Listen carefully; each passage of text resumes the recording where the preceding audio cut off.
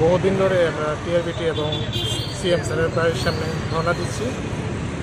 কতদিন আর এইভাবে আমরা আন্দোলন করব, ওই স্যারকে রিকোয়েস্ট করতে গিয়ে আমরা 2022 সনে টেট উত্তীর্ণ ছাত্রছাত্রীরা এখানে এসেছিলাম। আজকে আমাদের কবে নাগাদ নিয়োগ করা হবে তা জানার জন্য, কিন্তু আসার পর আমরা প্রাইমারি যে আমাদের ডাইরেক্টর স্যার উনি এখানে উপস্থিত নেই।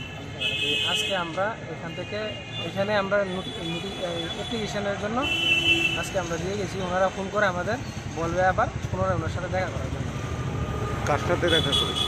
কার সাথে? আমাদের ডাইরেক্টর স্যার এলিমেন্টারি। কি বলেছে উনি? আজকে অফিসে উপস্থিত নেই। উনি বলেছেন, ওনার পিএ বলেছেন আমরা পরবর্তী সময়ে এসে ওনার সাথে দেখা করার জন্য।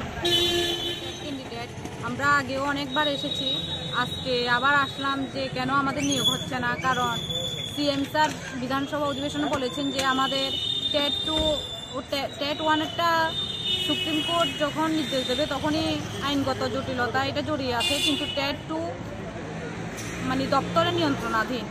এই জন্য আমরা আজকে এলিমেন্টারি ডাইরেক্টরের সাথে কথা বলতে এসেছিলাম, কিন্তু আমাদের দুর্ভাগ্য যে উনি আজকে উপস্থিত নেই। তাই আজকে অ্যাপয়েন্টমেন্ট আমরা নিয়েছি, কয়েকদিনের মধ্যেই উনি দেখা করবেন। আসলে আমরা খুবই হতাশ হয়ে গেছি যে আমাদের আজকে 1 বছর 1 মাস হয়ে গেল, কিন্তু আমাদের নিয়োগের কোনো নোটিশই আমরা পাচ্ছি না। সেই জন্য আজকে আবার কথা বলতে এলাম, যেহেতু সিএম স্যার বিধানসভা অধিবেশনে বলেছেন যে আমাদের টেট 2টা দপ্তরের নিয়ন্ত্রণাধীন, তো অবশ্যই দপ্তর জানবে। সেজন্যই আমরা আজকে কথা বলতে এসেছিলাম। এখন দেখা যাক কি হয়।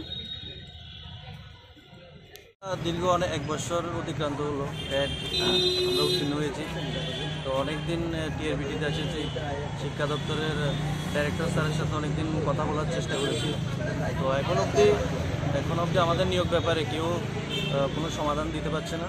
তো আজকে আবার পুনরায় শিক্ষা দপ্তরে আসলাম আমাদের নিয়োগ সংক্রান্ত ব্যাপারে।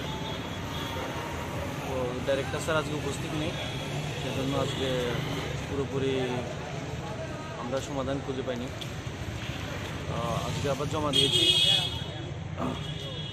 এর মধ্যে যদি ডাইরেক্টর স্যার আবার আমাদের কল করেন তাহলে আবার এসে যোগাযোগ করব। কতজন আছো তোমরা? আমরা টোটাল 2022-এ 361 জন উত্তীর্ণ হয়েছি, টেট 1 ও টেট 2 মিলে।